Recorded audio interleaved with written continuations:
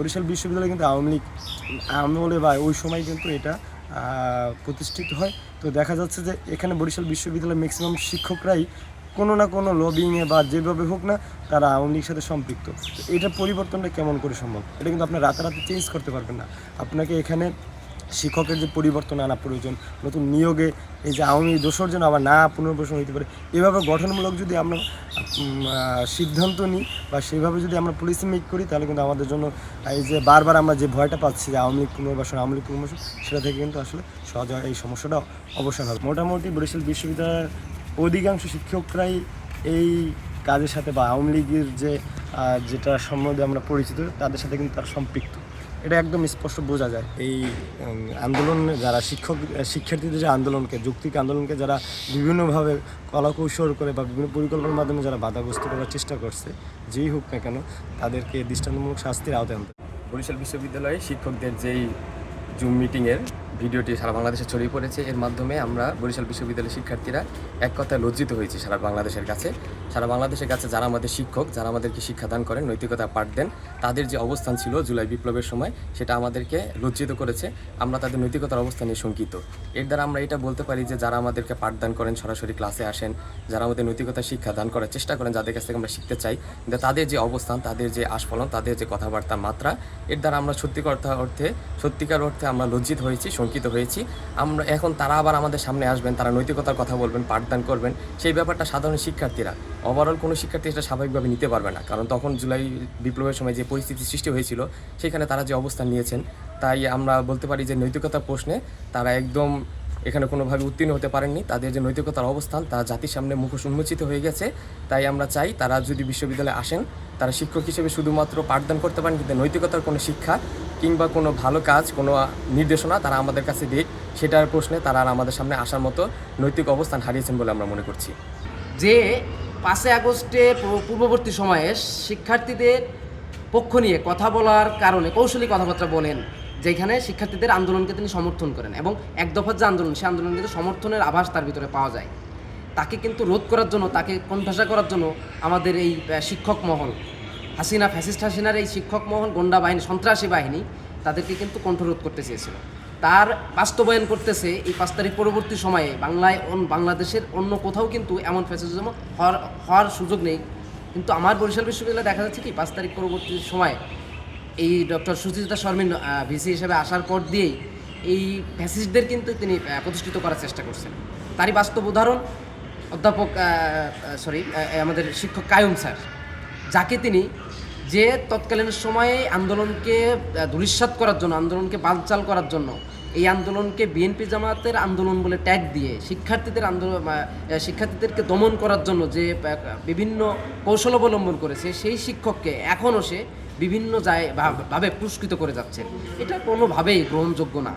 এবং এই বিশ্ববিদ্যালয়ে যে বিভিন্ন সময়ে যে 5 তারিখ পরবর্তী সময়ে যে ছাত্রলীগ ছিনাই নিয়ে যাওয়ার মতো ঘটনা, ছাত্রলীগের বিরুদ্ধে হামলার বিরুদ্ধে, দুর্নীতির বিরুদ্ধে কোনো কিছু সুরাহা না হওয়ার পিছনে কিন্তু অন্যতম একটা কারণ হলো এটাই।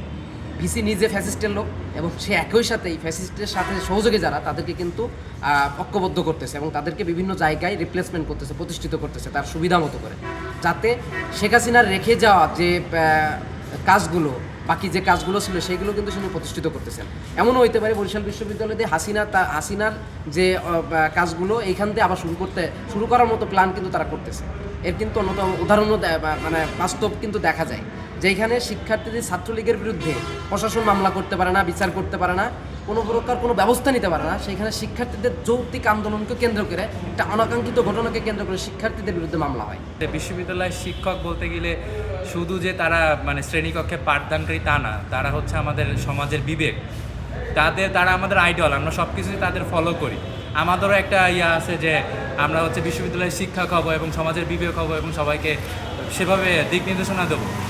তাদের থেকে যে এই ধরনের বক্তব্য, এটা আসলে আশা করা যায় না। তারা আসলে ভালো মন্দ বাদ বিচার করেই যে কোনো একটা বক্তব্য দেবে এবং তাদের খেয়াল রাখতে হবে যে তাদের ক্ষুদ্র তাদের কিছু কথাবার্তায় আমাদের কাছে অনেক দামি।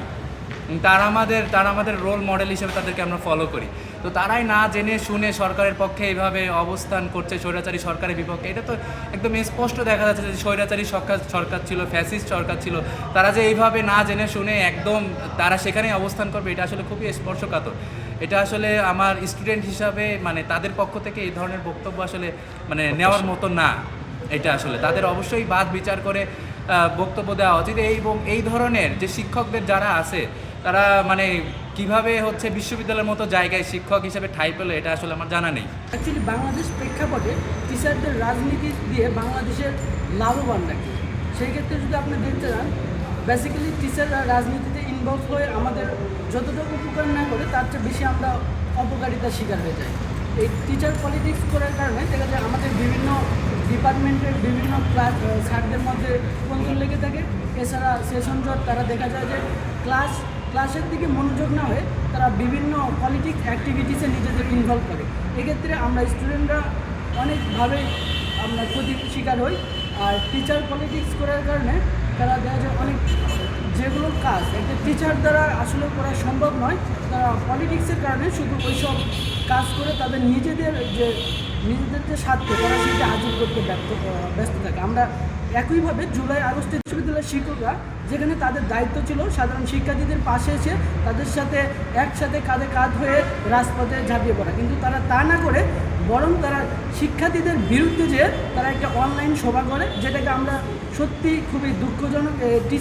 টিচারদের অবস্থান থেকে এরকম করে আমরা খুবই তীব্র নিন্দা প্রতিবাদ জানাই। আর আমরা বলবো কোনো টিচারদের কোনো শিক্ষকদের আসলে এরকম অবস্থান নেওয়া উচিত নয় যে শিক্ষার্থীদের বিরুদ্ধে যে এবং তাদের উপর গুলি ছোড়ার মতো, এবং সরকারকে বাঁচানোর জন্য যে সরকার আপনার দেশের মানুষকে ম্যান্ডেট করে না, দেশের মানুষের অধিকারের কথা বুঝে না, দেশের মানুষের উপর বুলেট চালাতে যে সরকার দ্বিধাবোধ করে না, সেই সরকারকে তারা ক্ষমতায় রাখতে চায়। এই জিনিসটা আসলেও কোনো দেশের কোনো শিক্ষকের দ্বারা আমরা কাম্য করি না। আমার ভাইয়েরা যখন রাস্তায় আন্দোলন সংগ্রাম করেছে, গুলি খেয়েছে, মার খেয়েছে, রক্তাক্ত হয়েছে, তারপরও আমাদের শ্রদ্ধেয় শিক্ষক মণ্ডলী গোপন অনলাইন মিটিংয়ে শেখ হাসিনার পাশে দাঁড়ানোর যে ভিডিও ভাইরাল হয়েছে এর তীব্র নিন্দা প্রতিবাদ জানাচ্ছি। এবং আমি সেই সাথে যে আন্দোলনের অভ্যুত্থানের পরবর্তী সময়ে যে শিক্ষকদের শুধু ক্লাস ও নিরপেক্ষ ভূমিকা পালন করার কথা সেটা না করে ওনারা আওয়ামী লীগের আমলেও যে সুযোগ সুবিধা নিয়েছে এবং এই আমলও মানে এই ইন্টারিয়াম গভর্নমেন্টের আমলও এখনও তারা বিভিন্ন সুযোগ সুবিধার আশায় বিভিন্ন জায়গায় ধর্ণা দিচ্ছে এবং আমরা দেখতে পাচ্ছি বিভিন্ন কমিটিতেও তাদের দেখা যাচ্ছে। তো আসলে এটা যারা জুলাই আন্দোলনে শেখ হাসিনার পক্ষে মানে সপক্ষে থাকার অঙ্গীকারবদ্ধ, তারা কিভাবে এই জুলাই আন্দোলনে মানে যে গণঅভ্যুত্থানের স্পিডের সাথে মানে এটা তো তারা আসলে মানে বোধগম্য মনে করি না। এবং আমি মনে করতেছি যে সাধারণ শিক্ষার্থীদের হিসাবে যে এই শিক্ষকদের অবশ্যই তাদের নিরপেক্ষ এবং ভূমিকা পালন করে শুধু ক্লাস এবং পরীক্ষা নেওয়ার যে জায়গাটুক সেটাই তারা করুক। জুলাই আগস্ট অভ্যুত্থানে আমাদের বিশ্ববিদ্যালয় ছাত্রদের বিপদে কিছু শিক্ষক আমাদের পাশে ছিল, কিন্তু এই বিশ্ববিদ্যালয়ের অধিকাংশ শিক্ষকই আমাদের বিপক্ষে ছিল। কিন্তু অত্যন্ত দুঃখের সহিত বলতে হয় যে আমাদের বিশ্ববিদ্যালয়ে একমাত্র অধ্যাপক ডক্টর মোহাম্মদ মহসিন স্যার, তিনি একমাত্র আমাদের শিক্ষক, আমাদের এই বরিশাল বিশ্ববিদ্যালয়ে শিক্ষার্থীদের জুলাই আগস্ট বিপ্লবে যে শিক্ষার্থীরা অংশগ্রহণ করেছে স্বতঃস্ফূর্তভাবে সেই শিক্ষার্থীদের পাশে দাঁড়িয়েছে। কিন্তু এই বিশ্ববিদ্যালয়ের মাননীয় ভিসি ডক্টর সুচিতা শর্মী তাকে বিশ্ববিদ্যালয়ের একাডেমিক কাউন্সিল ও সিন্ডিকেট মেম্বার থেকে অব্যাহতি দিয়েছে। এটা আমাদের জন্য আমাদের এই যে জুলাই আগস্ট অভ্যুত্থানের পরবর্তী যে আমরা যে একটা বাংলাদেশ পেতে যাচ্ছি, সে বাংলাদেশের জন্য দুর্ভাগ্য এবং শহীদের সাথে একটা বেইমানি করা হচ্ছে। কারণ যে এই বিশ্ববিদ্যালয়ে মহসিন স্যারে যেই সময় দাঁড়িয়েছে কোনো শিক্ষকই কিন্তু ওরকম দাঁড়ায় না, কিন্তু তাকে অব্যাহতি দেওয়া হয়েছে, কিন্তু তার সাথে আরও অপমান করা হয়েছে। সেটা বলতে আমি চাচ্ছি যে তাকে বিশ্ববিদ্যালয়ে আওয়ামী লীগের দোসর হিসাবে উপাধি দিয়েছে, যেটা আমাদের বিশ্ববিদ্যালয় সকল শিক্ষার্থীদের জন্য আমাদের জন্য একটা দুর্ভাগ্য।